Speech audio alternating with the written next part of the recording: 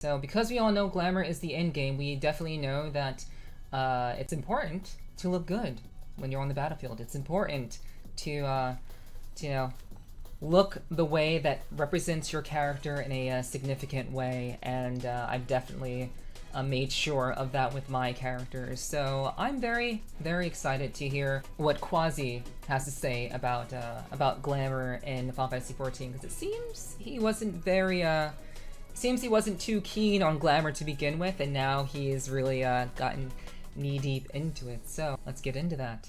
Glamour is the true endgame. Now that is a statement I would have thought I would never agree with or even say, not only when I first started playing Final Fantasy XIV, but more broadly when I played World of Warcraft for 10 years. I was never a true believer that endgame content can be centered around how your character looks in-game. And if you don't believe me, you can go back and look at my old WoW videos on this channel. I will challenge you to find me wearing varying outfits for the same character. And yet fast forward to today, I strangely catch myself saying that Glamour is the true endgame quite a fair bit, especially with friends and when I'm streaming. And I actually mean it. I spent last Friday's stream spending 4 hours coming up with new Glamour sets for Potato Chan's Endwalker outfit here. And as you can see from the right, she's pretty excited to be starring in Endwalker's footage for this channel real soon.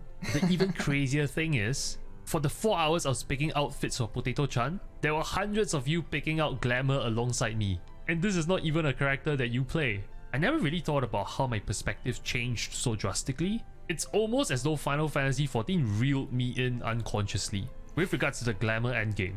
And maybe this is how being tempered by primals actually feel. Okay, so I do want to just make a really quick comment. Yeah, like WoW's system is called the Transmog system. Those of you who are familiar with WoW know what that means and know just how fluid that system is.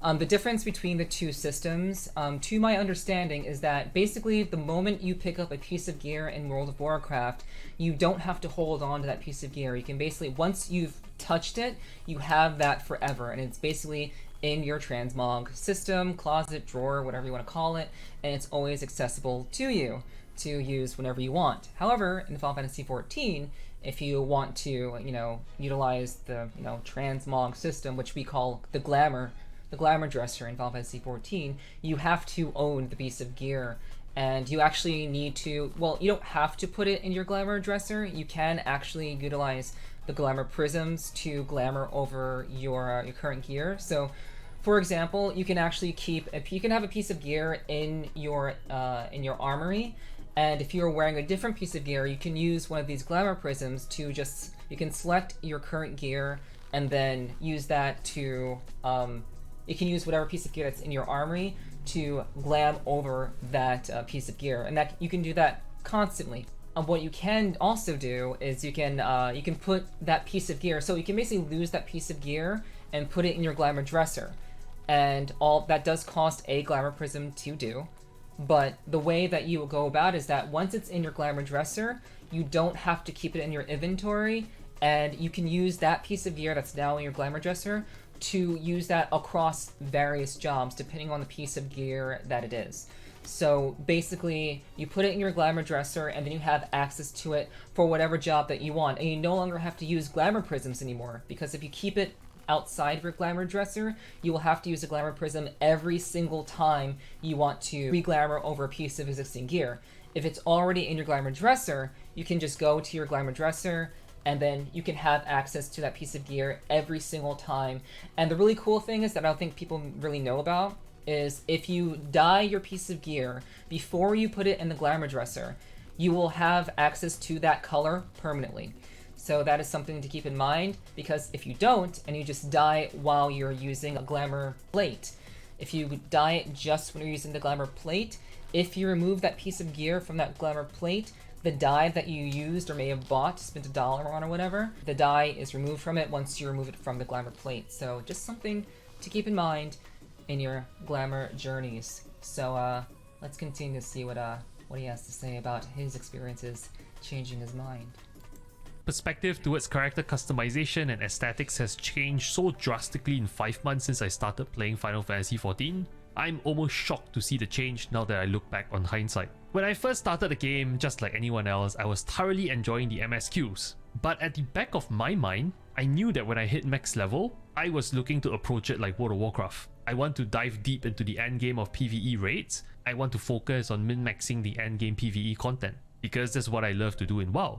And that was what my content was about. Basically educational guides on how to min-max at endgame. And I always thought in Final Fantasy XIV it would be the same path for me. And so I eventually went on to clear the current Savage raid tiers, as well as the Ultima weapon fight. But you know, the crazy thing is, I am actually more deeply drawn to the casual side of the game. And don't get me wrong, when Endwalker rolls around, I will definitely check out the new raids. But I no longer place much emphasis on min-maxing and being the front runners of any difficult content, unlike in World of Warcraft. In fact, as my FC members will attest to, I've been spending more time in-game picking outfits, collecting mounts, farming for specific glamour drops that will match my new outfits, and I'm loving it. And in this video, I thought it might be fun to talk about why and how the gradual shift in perspective happened without me even noticing it. So if I were to be honest with myself, I think it started back in A Realm Reborn.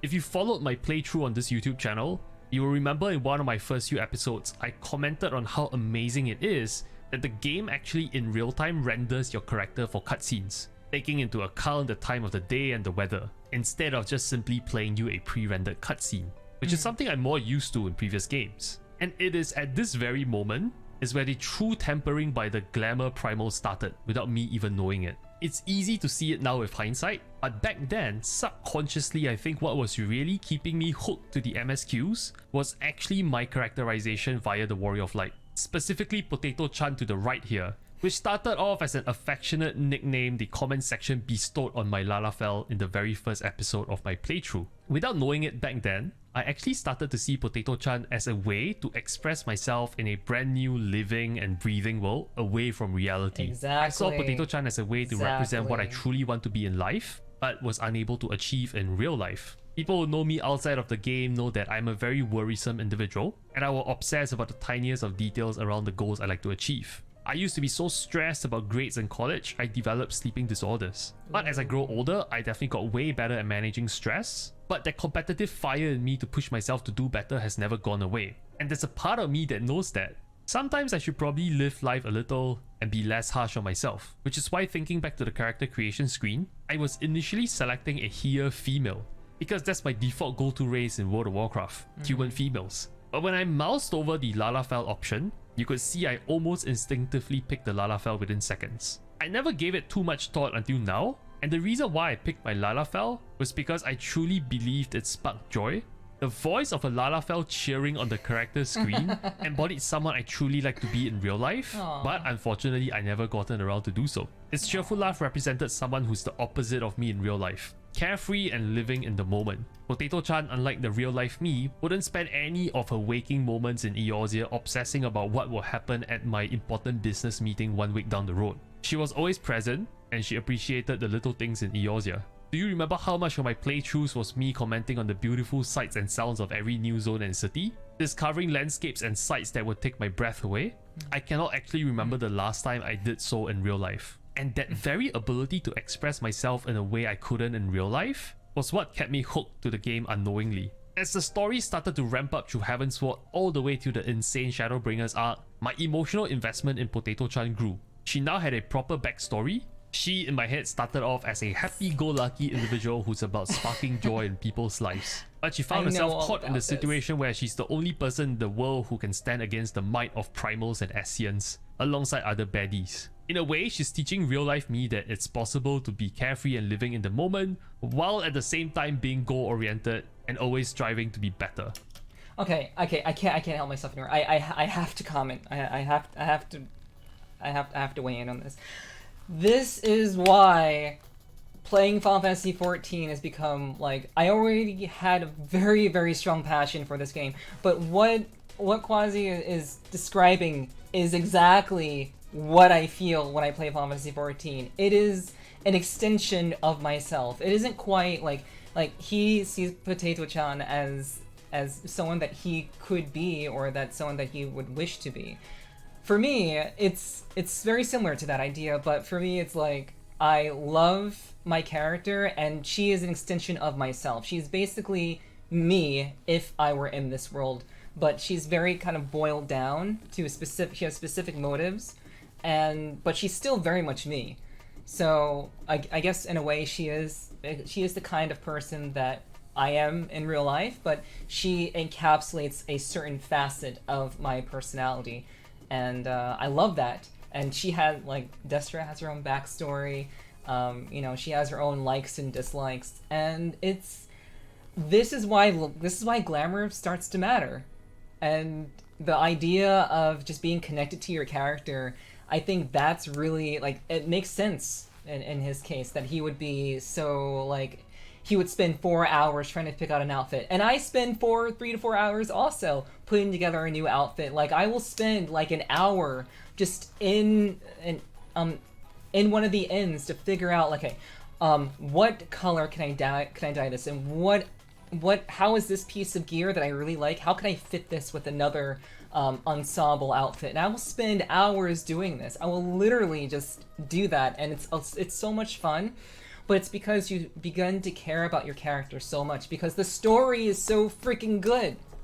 14 story is what brings about this connection with your character, and it does happen almost unconsciously. The connection with, you know, my character was pretty much already built in, but it only became stronger the longer that I played 14. And for a lot of people, some people just haven't experienced this, and it's so heartwarming to, like, hear that, you know, other people are having that experience and finding a connection with their character that they didn't expect to have in the first place. Like, Asmongold just wanted to have a character that represented his soul. I'm a warrior. I'm a big, buff, bearded dude who's gonna kick ass and chew bubblegum, and he's all out of bubblegum. Like, that sort of thing. That was what Asmongold wanted when he created his character. Now, he hasn't streamed recently for very personal reasons, but when he was streaming, he has become very, very connected to his character. He still doesn't really care about glamour. Well, actually, he does. He actually does care about glamour, actually, a lot. But he has become so connected with his character that I think it's become less about just being the big, burly, bearded guy wielding a huge axe, but actually a character that he is connected to. And though he doesn't express it very much, you can kind of see it in the way that he goes about playing the game and doing side content. Usually, like, if you look at his playthrough of The Rising from 2021, you can see how he is just, you know, he appreciates, like, the interactions that his character has, and though he may not always agree with the story wants his character to react with, he still cares about those sorts of things. So I think that just kind of comes naturally. And it's so cool that so many people have this either epiphany, or it just becomes something that's very, very natural. And, you know, I think a lot of people represent their character, or think of their character as someone that they wish they could be. And that only makes their love for Final Fantasy XIV even better, because logging in is their time to get away. Logging in is the moment where they can get away from reality and live out this fantasy with people that know them, people that love them, and, you know, just make new friends and just, you know, make really nice looking outfits. So I think that's really, really awesome, and I love to see it. I love to hear it. Let's see what else he has to say. There's always a sense of what is next in the adventures for Potato-chan, my ideal alter ego that I could never be in real life. Now, why did I give you that context about Potato-chan? This is actually critical to why I think I was tempered by the Glamour Primal like so many others. The Glamour system in Final Fantasy XIV is actually a storytelling tool. The combination of race, physical attributes, hairstyle, facial feature color, gear that you're able to wear in every slot, plus being able to dye them in an insane spectrum of colors, is what enabled me to create backstories for Potato-chan, and along with it the distinct look that represented her happy-go-lucky nature. And also equally important, what truly ties it together is that the game itself weaves you directly into the game's design through its MSQ storytelling. Those epic cutscenes that are the highs of your MSQs, your character's look, feel, and backstory are all intricately integrated. And those moments are moments you won't forget in your video game career, and it is that image of your Warrior of Light that anchors you to those precious memories that you will carry to your deathbed. I know I sure will. The Glamour system in Final Fantasy XIV allows for a mind-blowing amount of aesthetic combinations. And by allowing you to customize the tiniest of details about your character, it really strengthens the linkage between your character and the player. As you can see in this video, Potato-chan's endgame glamour is always centered around bright colors. and visually uplifting color schemes. That reflects her joyful nature, and I can't create these outfits without the dye system in-game. And that's one of the biggest things I appreciate about the glamour system in the game. And that's why I've been spending so much time recently picking the precise look for her in Endwalker. I never really understood why, since I never really bothered about how I looked in real life or video games before. But at this very moment in this timeline, I finally understood why.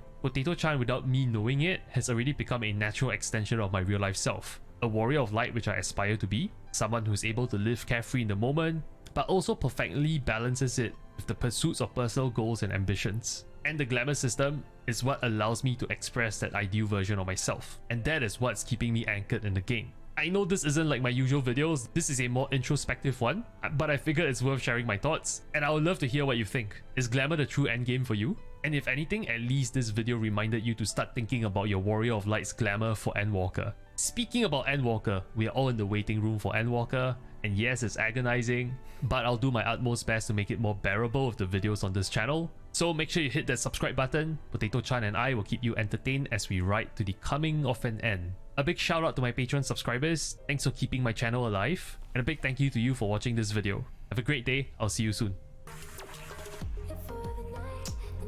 Alright, so I like Quazii. I like Quazii a lot, mainly because he has great taste in music. He makes great videos, but he has really great taste in music. Like I like the songs that he uses, and it's very much in line with the kind of music that I listen to. So I love Quazii for that, and again, he makes really fantastic videos overall. So I do want to just kind of wrap up my thoughts about Quazii's video. Yeah, just the whole idea of the glamming your character, especially after reaching level 80, is super. I think the more that you play Final Fantasy XIV, it's not all that important if you're new to the game and you're having a very fresh experience, because you're so engrossed in finishing the MSQ that things like glamour and going to some venue and in the housing district doesn't really. I mean, you can do those things, and some people do, but it's not really all that important, because people who are going through the MSQ, they understand that it is a very long journey, and it's going to take a lot of time to get there. So I don't think that glamour is terribly important to people who are very new to the game, but once you've spent like a year or 2 years playing the game and you're done with MSQ and you're basically just kind of exploring the game and seeing all the things that you've missed, the more things that you do and the more raids that you run, the more alliance raids that you complete, you have this opportunity to pick up gear, and sometimes you do it consciously, sometimes you do it unconsciously. But as you explore the game more and get into the depths and the nitty-gritty of all the raids and dungeons and alliance raids that exist in the game, you have this opportunity to obtain more gear, and that ultimately, as you are connected with the story, and as your character is even more connected with the story, getting access to all of those pieces of gear will ultimately lead you to explore glamour. And ultimately, like, once you reach level 80, you really want to look good. Like, so sometimes people don't really care about that. There are some people who just don't care, but I would say the wide majority of people who play Final Fantasy XIV eventually somehow find themselves caught up in glamour in some shape or form. Final Fantasy XIV is a very alive world, and it feels that way because there are so many different people. So not like, even if you don't care about glamour, you're going to look over like on the streets of Ul'dah, especially in even Limbs of Laminza, you're going to look over and see characters dressed in all kinds of different gear, and there will be someone there that will be wearing something that you really like, and you will walk over to them and ask them, where did you get that from? How can I get that? And I think that it becomes so natural. It's such a natural occurrence, and that how glamour just really gets weaved into the experience of your character, who has experienced all of these difficult, heartbreaking moments that have brought you to tears, and just having that connection with your character and really just having those experiences. Like, you want to look like, you don't want to look like shit when you're going through the end game. like who wants to look like garbage? Who wants to wear like bland armor when they're going through the end game after you've done all these things, after you've gone through all these trials, after you've slain all these primals. Who wants to like look like garbage? No one really does. So you want to look like a way that's really going to help connect you to your character. And though, you know, Quazii said this is a very like introspective video, it really helps me to really kind of put into perspective like why I care so much about my character and why you may care so much about your character in Final Fantasy XIV when maybe in WoW, despite having access to a whole library of different pieces of gear, maybe it didn't matter to you all that much. Yeah, you would definitely want to dress to impress. Like, it's just, you want to make sure that you're looking good being a badass. You want to look good feeling confident in who you are, and you want to represent yourself in a way that is indicative of a warrior of light. And for me, that's really how I feel about it, and I really I love that, and I enjoy that a lot. So so yeah, like that's really how I feel about the whole Glamour system, like how I really relate to Quazii's perspective on what it means to feel more connected, even with your little adorable potato chat. And his character is actually very adorable. So just feeling more connected to your character and really feeling that much more in love with the world and the interactions and building that backstory and just looking the way that you ideally would like to look in a game that you really are genuinely enjoying. So with that said, thank you so much for spending time with me and you know, checking this out. I really do appreciate you taking the time. So if you have enjoyed this video, be sure to like, subscribe if you want, but you know, share if you want to. I'd really appreciate that. But you know, as always, I'll be here creating more content for you, and hopefully you will enjoy it. So thank you so much for hanging out with me, and I will see you soon.